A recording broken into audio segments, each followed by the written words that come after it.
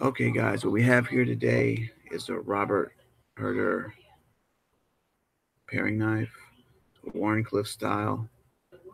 Awesome knife. Um, if you look at how it's ground very, very thin, as you can see. Very thin. And see, if you look at it, here's a straight razor.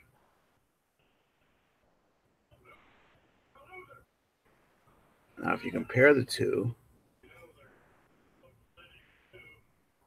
to each other,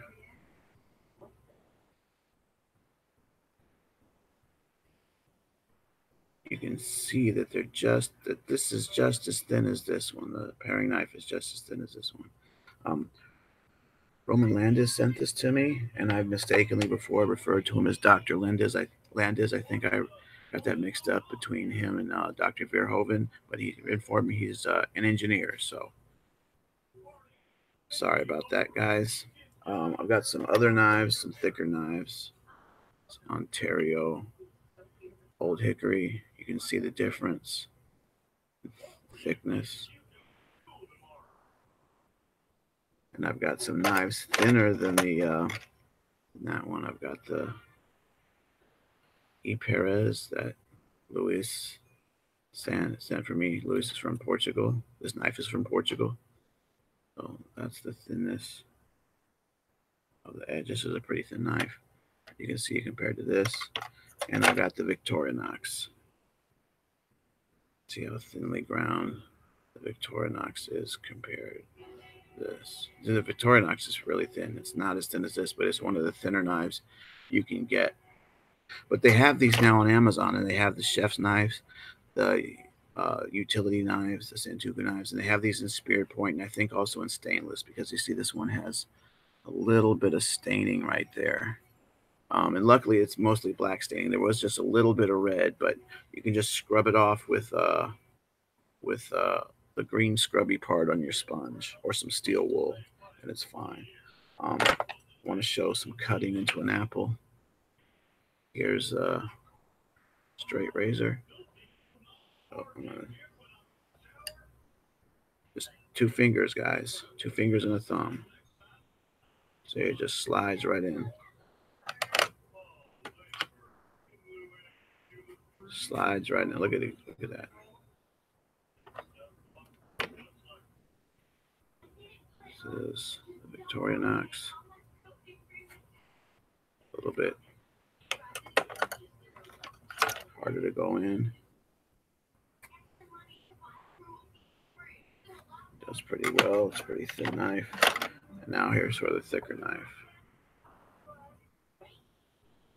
Yeah, I can't even get that to go in. So it's cutting test on that. But yeah, this knife, it's a Robert Herder Windmill brand. This is carbon steel, made in Solage in Germany, known for the singing blades. Very thin. If you take you can see it it been there. It's so thin. Straight razor does the same thing. You can see the deformation as it goes back. And that's not really the best test, but it'll show you the difference between quality and junk. You know, the other knives do it a little. The Victorinox does it a little bit, but not that much. You barely see it. E. Perez does it a little bit also.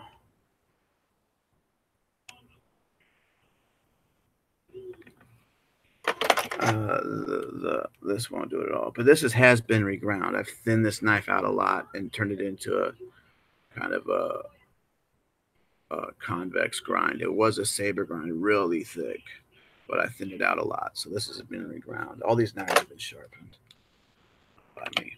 Anyway, this knife has a very thin handle. It's nice because it's a little rough.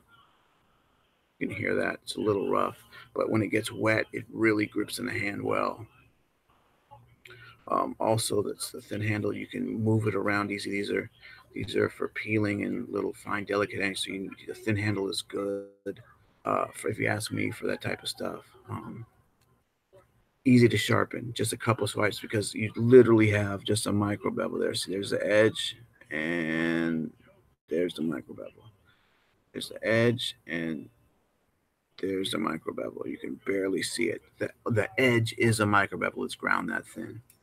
Um, it does tend to, because if it's a Wharncliffe, it does tend to uh, dull at the tip quick because when you're using, if you're using it for slice, because you can make all sorts of meals on with I use this to make breakfast all the time.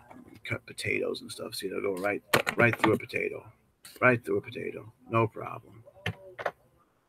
I did, so, and it didn't stick on the edge either. But anyway, but if you're using this on a cutting board, you gotta be it'll dull right here, which is it's not a problem. It still cuts even when it's dull. It's ground that thin, you know. In fact, I'll show that right now. I'll dull it.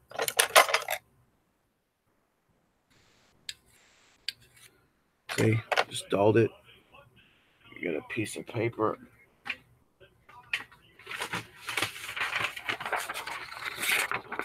See, not cutting, not cutting. It'll still go right through the potato. Just gotta push it.